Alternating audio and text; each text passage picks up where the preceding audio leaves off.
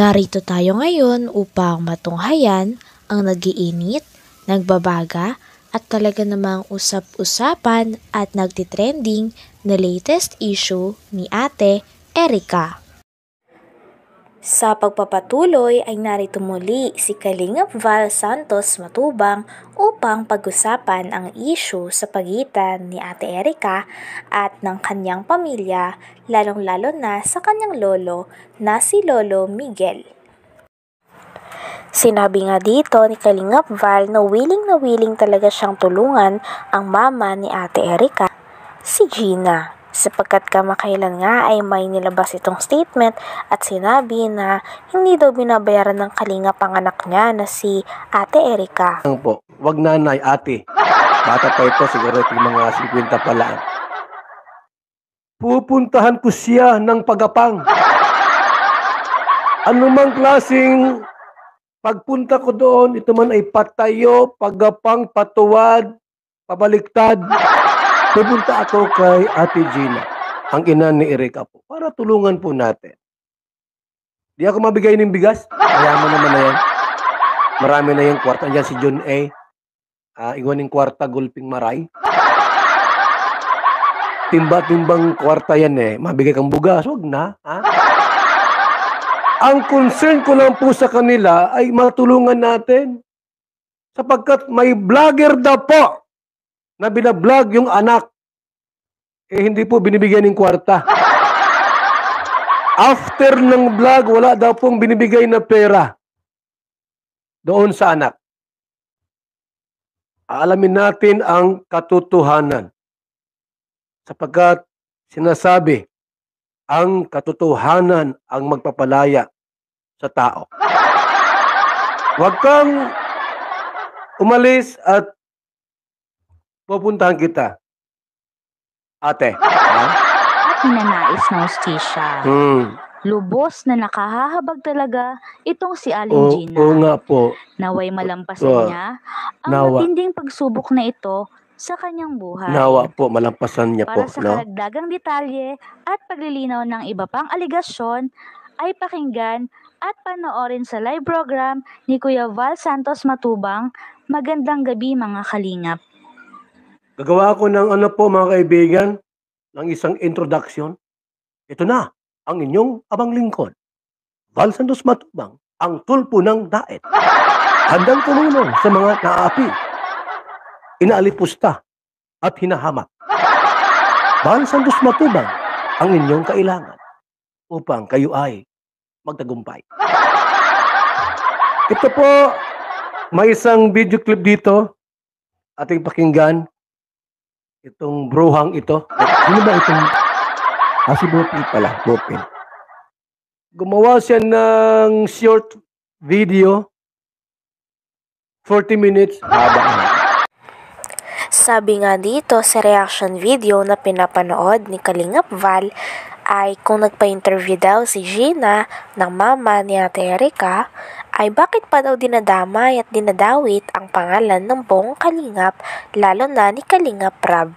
Matagal na raw nawala na si Ate Erica sa poder ng Kalingap, kaya bakit kailangan pa daw banggitin ng Kalingap sa bawat interview nila. Ang video clip dito, ating pakinggan. Itong bruhang ito. Ano ba itong? Si Bopil pala. Bopil. Gumawa siya ng short video. 40 minutes. Pakinggan natin po. Huwag natin tapusin. Yun lang mahalagang bagay. Bukas ulit yung iba. Okay. Ito po. Atin mo ng palakbakan. Bopil Vlog. Sa kanyang video. Tungkol dito. Yung pera? Ano po ang motibo? Ano ang layunin? At ito ay isinisiwalat nyo yung ganitong bagay sa social media. Ano po ang motibo? Anong layunin? Layunin bang ipahiya? O layunin bang mabawi? Tanong ko lang po. Kung layunin bawiin, pwede naman po siguro wala naman kayong alitan. Samaan ang loob ni Kalingap Rab. Pwede naman po siguro na kayo ay nag-inbox, kinausap nyo ng masisinan o yung nagpadala ka, madam. Kaya tinatanong ko, ano po ang motibo, ano ang layunin, at bakit po ito ay isinisiwalat ninyo? Ang motibo ba ay pahiya o motibo ay bawiin ang pera? Shout out. Good morning, good evening at mega love shout out sa inyo lahat, sa lahat ng ating mga minamahal na viewers. Dito guys, maaari niyo po ba ako masamahan hanggang sa matapos ang aking video? At bibigyan lang natin ng linaw itong sinasabi ng mama na Erica, no? At dito, umakyat kayo, nagpa-interview ka kay Joel Salcedo. Bakit nadamay ang Kalingap na sa tagal naman ng panahon na wala na si Erica sa Kalingap? Bakit Kalingap pa rin ang pinag-uusapan? Nananahimik ang Kalingap, si Kalingap Rab, ha? Di ba?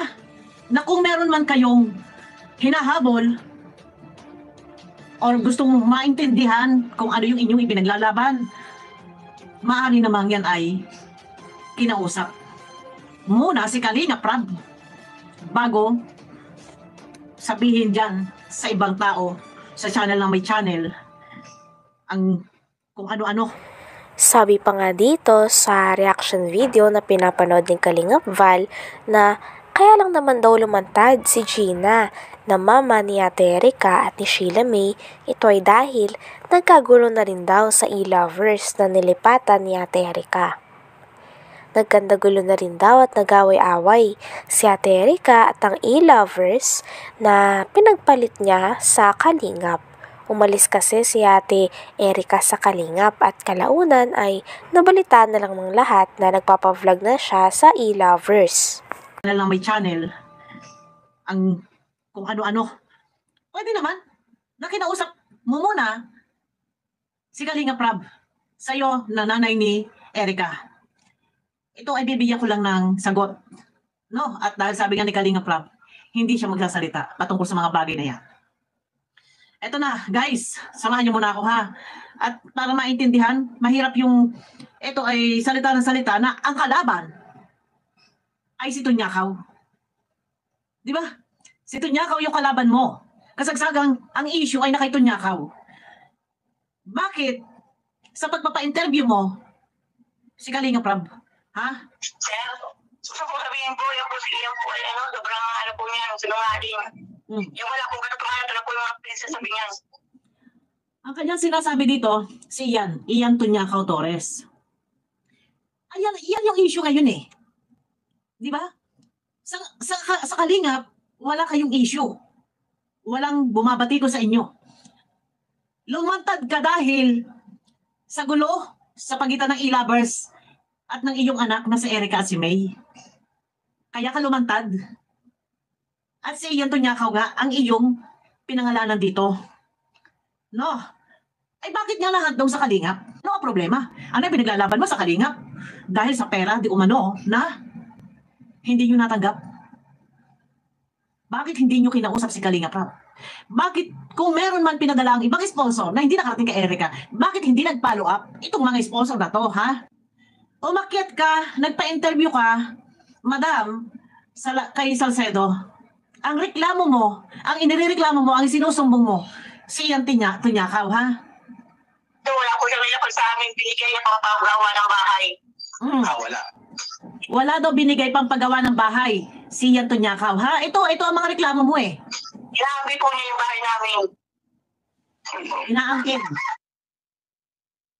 Marami pong nakarating po na reklamo sa atin.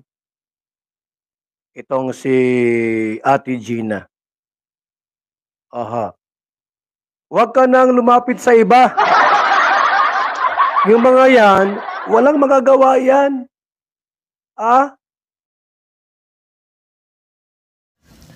Hanggang dito na lamang muna ang ating nag-iinit, nagbabaga, pinag-uusapan at talaga ng mga nagtitrending na latest issue ni Ate Erica.